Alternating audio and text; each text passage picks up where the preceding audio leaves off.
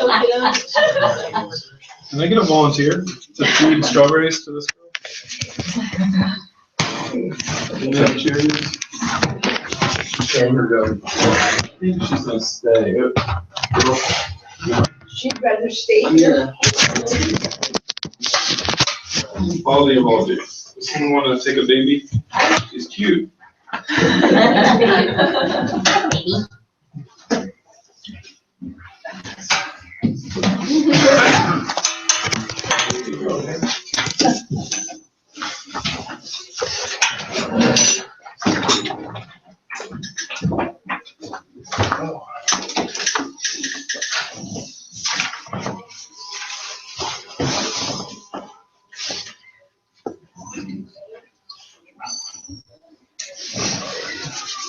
All right. I think it was my mistake, Ralph. I thought Aaron was still on this week, so I wasn't ready. But I'm ready enough. So I'm going to recap that story. It kind of went on and on. You could get lost with the story from John 9.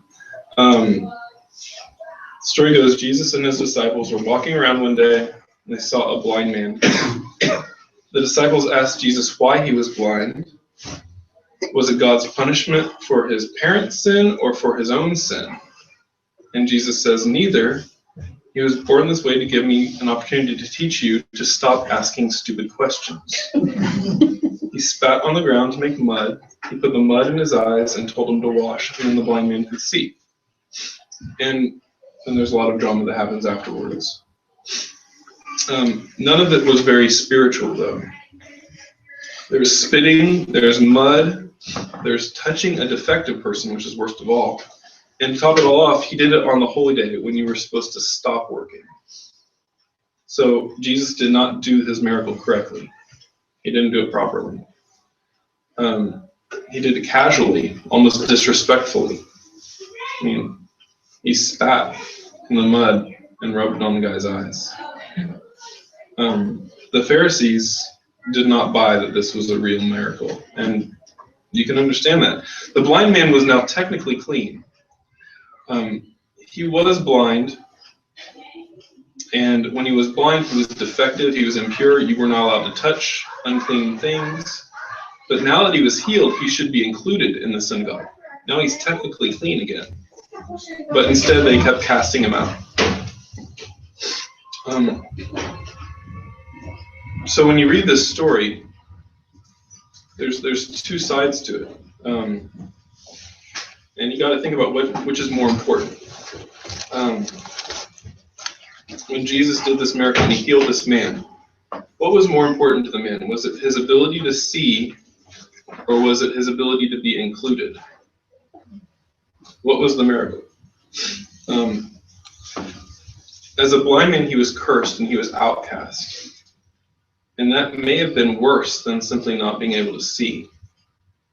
I mean, what would you pick? Your sight, or to have no friends? No one will touch you or talk to you. Which would you rather have? Sight. Yeah. I'd go with sight. You want your sight? No friends But I last. know the people that go No, around. I'd say that I'd rather lose my sight than But if people born blind, I'd rather lose the He sight. didn't know what he was missing. but he knew he knew he was missing. God knew he was missing. Yeah. It's a tough question, though, right? It's not an easy choice. Well, I didn't have my friends, but you could say if I had my sight, I'd have my friends. Depends how good your friends are, right? Depends what kind of friends they are. Makes new friends. Yeah. The problem here is the irony, right? The moment when he should have been welcomed in, the moment when he should have had both his sight and inclusion in the community, that's when they kicked him out. They showed him the door. So I think that this is not just one of 100 different stories. You doing okay? No. Shall I take it? We'll see. Want to preach? We did this once before, I think. I don't think this is just one of the stories. I think you can count it as like the big story. This is a story that puts together everything about Christianity. Is this going to work? Yes. What you mean? She say book. Yeah, she said that. Do you want to look at a book? Have you finished this super messy thing?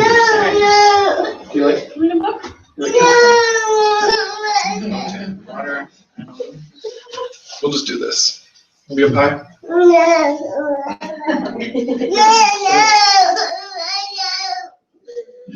She's having a good. I know, try. I'm sorry, y'all. I don't know what to do. You okay? You want to play on the floor? Want to hold Daddy?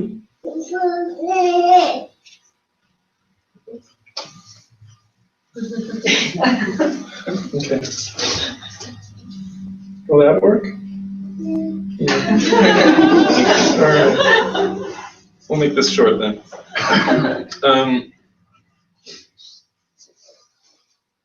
I think Christianity ought to be about. It's not going to work for me. I'm going to put her in the back. Hold on just a second. No, I'll put her in the back. She'll get used to being in the face. I'll be right back.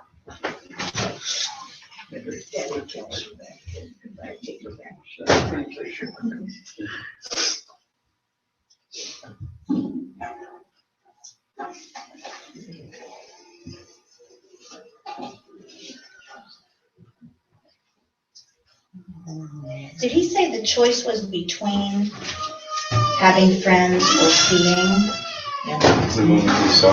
Because he had friends before he could see? Because I thought he was an outcast. Yeah, because he was unclean. Because he was unclean, so I didn't think he had friends before he could see. He's not Pastor Carlos now. Okay. He was stuck either way, I think. All right, so let's get back to it. I think Christianity has it's become this thing about who gets to go to heaven, right? And that's kind of preoccupied Christianity. And I think we could do well to refocus. So this story is about healing and restoring a person.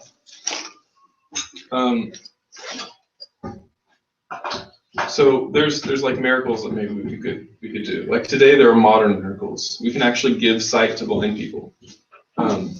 We can make the lame walk. That actually happens. We can actually feed thousands of people. That's another miracle we actually do today. Or maybe you and I can't do any of those things. If you can't do those miracles, I think you can still do the big miracle that's told about in the story. You can perform the central miracle, which is about deeper healing. It's about restoring the dead to life in a deeper kind of way. That's what Jesus tries to do here. He restores this person, restores his sight, but restores his ability to be part of the group. He pronounces him clean. And that's something we can do. We can pronounce people clean. We can pronounce people clean and say they are no longer to be excluded. We will include them. The most amazing display of power in the story is not the physical healing. The most amazing display of power is that Jesus chose to care for a subhuman blind man. This man was absolute trash. The cultural protocol placed him on the outside with the garbage and the animals and the Gentiles and the women. Nobody liked him. But Jesus refused to have those categories define this man. He chose to include him. The amazing display of power comes when Jesus shows that he's able to look at the blind man and see more than trash, more than sin, more than a curse. So that's the miracle that's available to us to perform today, whether or not we have superpowers. But can we actually do it? Do you have the strength to perform that miracle? Can you go to an overpass or a prison or a nursing home with eyes that are opened by Jesus? Do you have that ability? To whom do you refuse to spare patience? Who for you is the other who can't be touched? Who for you does not belong? Can you see past your prejudices? Can you see past your prejudices and find someone who's actually just like us? Can you see that whoever this is that you've excluded, can you see that this is just a child who has known trouble just like you and who has grown up and never quite recovered from that trouble? That's the story of all of us. We all have that story. The blind man in the story, he starts excluded, but he finds himself excluded again at the end.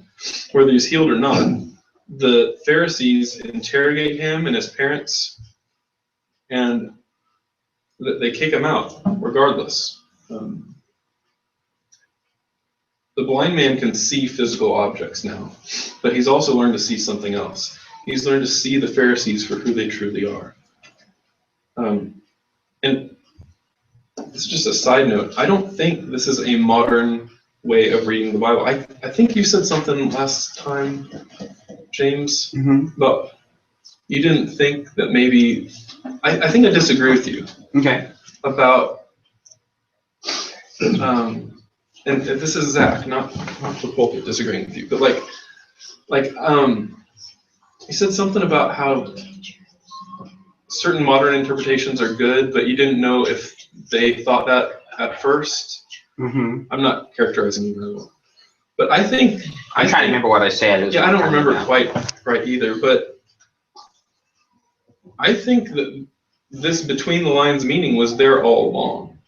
I don't think John just wanted to tell you about Jesus' superpowers. I think John also wanted to tell us something about who is included in the community. I don't think that is a modern invention. I don't think that's a modern spin on an uncomfortable story. I think that's what was there all along. So when Jesus restores this man's sight, I think the original author of the gospel intended us to see that this man had his vision restored and also his ability to see people for who they are restored. I think that was part of it.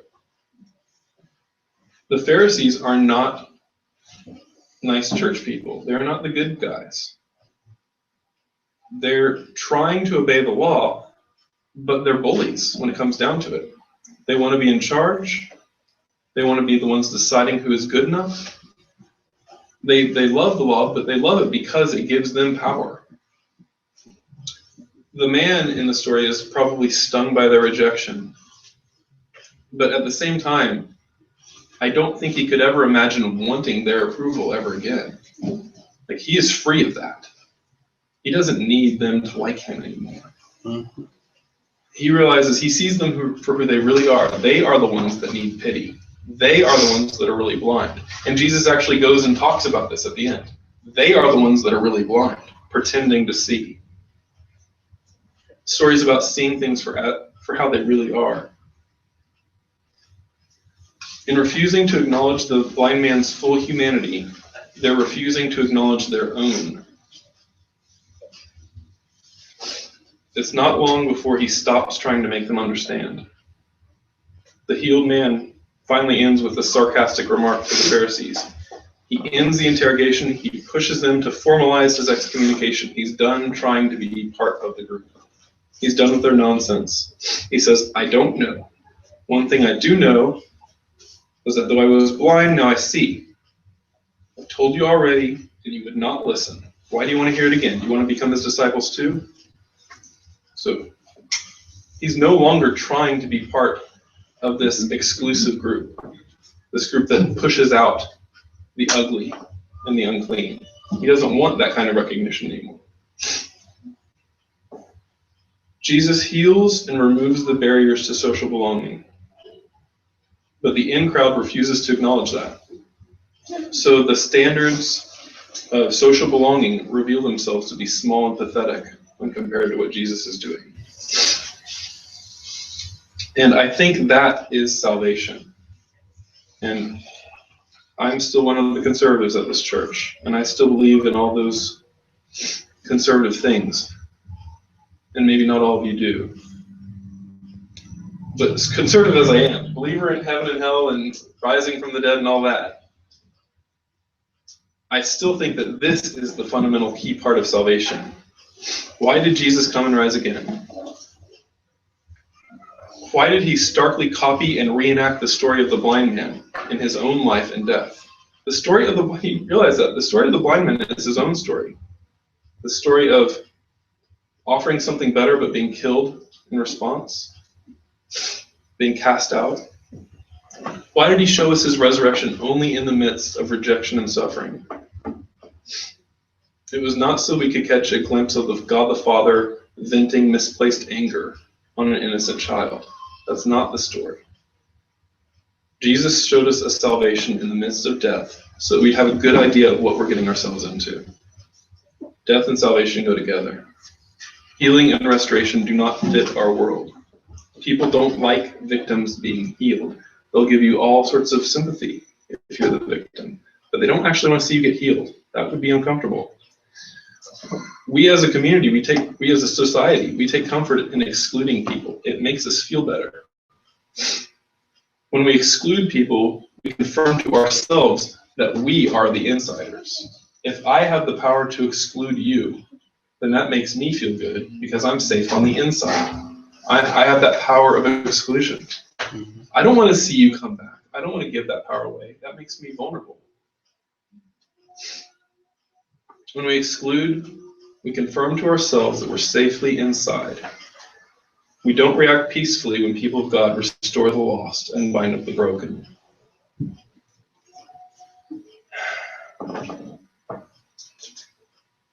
I don't know. It's not a happy story, right? The story of the blind man is not exactly a happy story. Jesus flexes his supernatural muscles and heals the man, and then he's cast out. That's not a happy ending. Jesus' story didn't end happy, right? More and more and more popularity, and then they stomped him down. Is that good news? When Jesus offers it to us to take up his cross, like, is that good? Is that good news?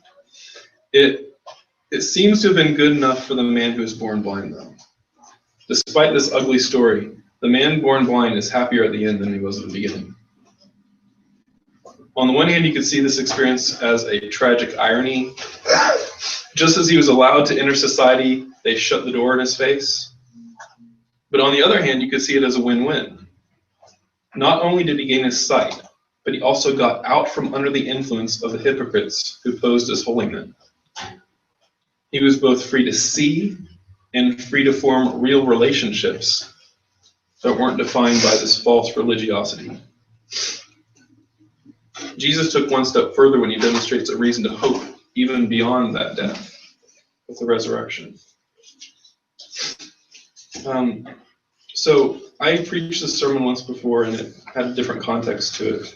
But at the end, I just wanted to ask people, like this is one of many stories that I can take as central to Christianity. This story of restoration, but still honestly, you're going to suffer. Like it's not completely good news. There's still a downside. I like this story because it has that depth to it, and it encapsulates Christianity fairly well for me. And I was wondering, am I leaving something out? I mean, is there something important to you? What is Christianity in a nutshell to you? I don't know. What's the story missing? And Well, what parts would you add? Yeah, and I'm gonna sit down and let you answer. You don't need to, it's whatever.